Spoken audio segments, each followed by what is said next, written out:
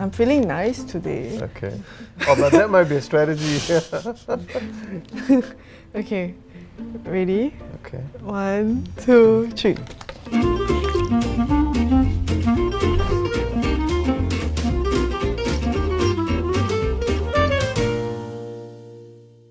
Hi, my name is Shabir and this is the Library Report, a series where we talk to interesting people, explore exciting spaces and unearth compelling stories in and around our libraries and archives. Get ready to delve into the realm of tabletop gaming as I sit down with the people who are at the forefront of this phenomena and explore how they've built a community by facilitating immersive gaming experiences within our libraries. Also stay tuned to the end of the episode where we have a special giveaway prepared for you.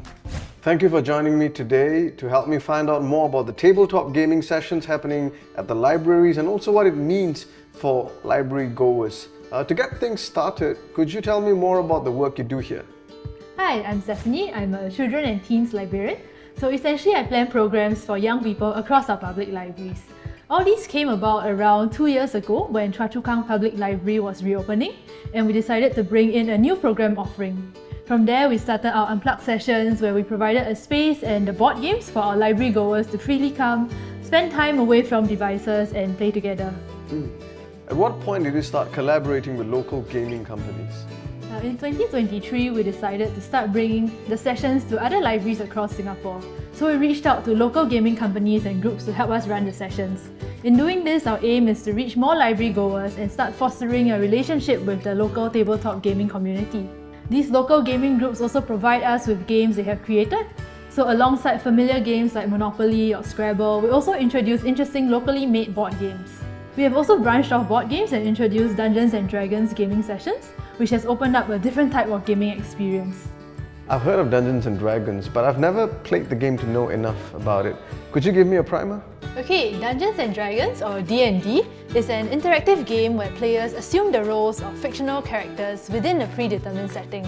Through collaborative storytelling, they make decisions and progress through an adventure narrative, often guided by rules and facilitated by another player who takes on the role of a dungeon master.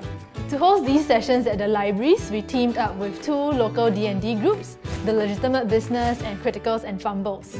From there, we expanded to put together a series of D&D related programs for people looking to go deeper into the hobby, such as those interested in being dungeon masters and running their own games. It's been a long trek through the Forbidden Forest for the 4 of you. It's been so long that you're tired, you're hungry, and you're thirsty. But the will to go on still lies inside you. That sounds really fun. I never knew we had local board games too.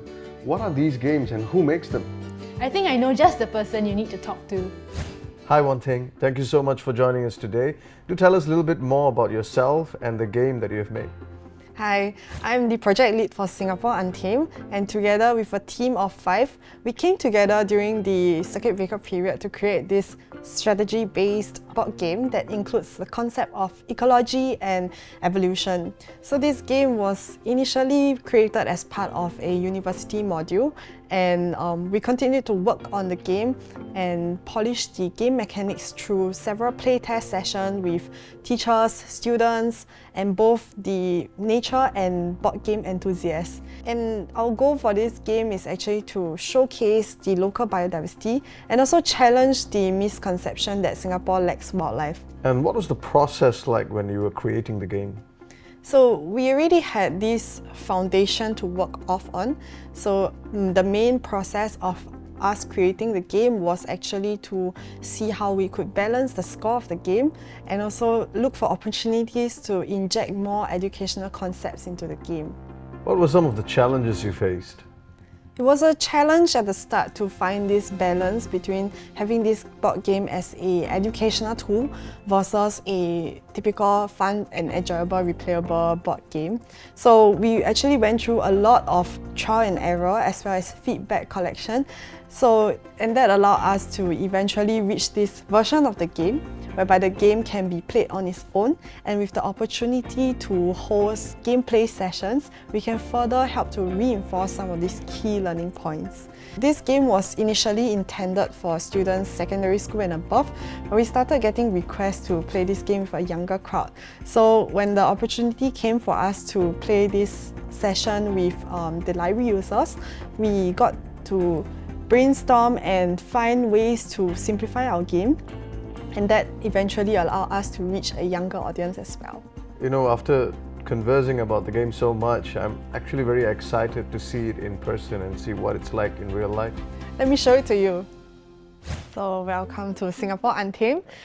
You are all playing as a new species and exploring this world of Singapore Untamed by travelling through the different habitat types like marine, mangrove and forest. What will happen is you'll be trying to gain adaptations such as wings or like mobbing, which would help you to better survive in this world. And also, if you had the opportunity to collect multiples of the same adaptation, that will allow you to have a niche and you will get special powers like being able to take additional steps as well. So what we're going to do at the start of each round is to roll the dice together and move together. Okay, ready, go.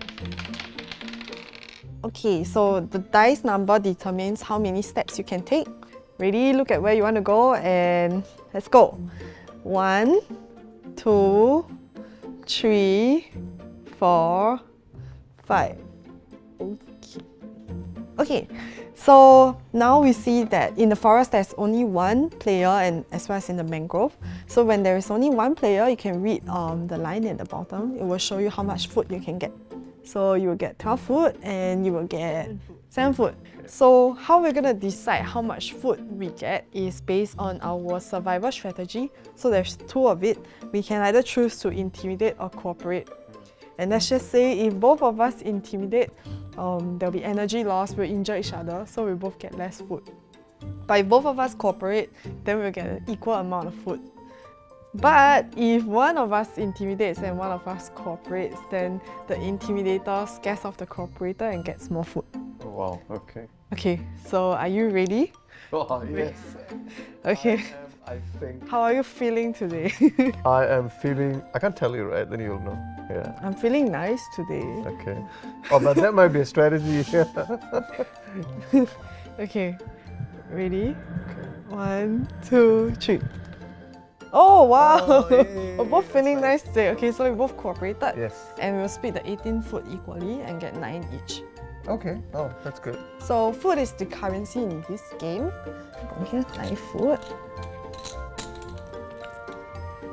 And with what we can use to do with this food is to purchase our adaptations. So it's a pay to keep system. So you draw 3 cards. If you can afford it, you pay and keep the card. So look at the cards that you have and you can see which ones you're interested in keeping. That one is actually a free card. So I can keep that and take one more. Nice. Today I'm lucky. And you might want to hide that card. And you can return this to the bottom of the deck. Okay. That's the end of the first round of the game. This game will be played in rounds, and in total there are 10 rounds of the game. So yeah, we can move on to round 2 if everyone is... Yeah, let's do it.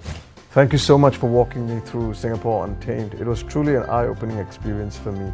Before you go, what would you like players to take away from a game like yours? I think board games are a very interesting medium because they can engage audience of all ages. So through the gameplay, players may also have a deeper understanding of the theories that inspire these mechanics. So in Singapore Untamed, we incorporated the concepts of evolution and game theory into the mechanics of the game, which is also a way for us to expose young audience to these concepts. In fact, we are also working with secondary schools to utilize this game as an educational tool for science students. Beyond the table, what kind of positive effect do you think playing these kind of games have? Over the years, libraries have pivoted to encompass a broader definition base of learning beyond just reading. And we are finding that when it comes to games like D&D, while reading remains a strong component, there's a lot of other life skills that can come into play. For example, it encourages collaborative storytelling, which requires players to tap on their creativity to weave narratives and employ problem-solving abilities to overcome challenges. Teamwork is also fostered through collaboration and clear communication as players work together. So to help players with crafting story narratives in their D&D games, we host improv and storytelling workshops, which also improve creative thinking skills in general. We also use the games as a way to explore other things. For example, hand-painted miniatures or figurines are often used to represent characters, so we host miniature photography workshops which can give players an avenue into photography as a medium. Finally, we have many fantasy and adventure books in our collection that players can use to better understand the story genre and tropes you'll find in many D&D games. In short, we have gone beyond just offering a space to play games to having these auxiliary programs that teach skills applicable in other parts of life. Well, I have to say, after getting a taste, I am itching to play some locally made board games or get a D&D campaign going. Where can I sign up?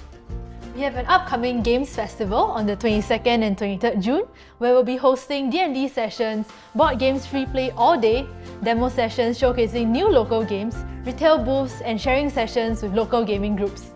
For anyone who is interested in getting a taste of the local tabletop gaming scene, come join us at the festival taking place at the National Library building. If you can't make it, there are always the regular game sessions happening at our public libraries. Sounds really fun. I hope people check it out. Thank you very much, Stephanie. Thank you too. Thanks for tuning in to this episode of the Library Report. I hope you'll take the time to check out NLB's Games Festival. And if you want a chance to win a $30 gift voucher, all you need to do is leave a comment below telling us what is your favorite board game and why. Give us a thumbs up, subscribe, and hit the notification bell for future updates. Until the next report, take care.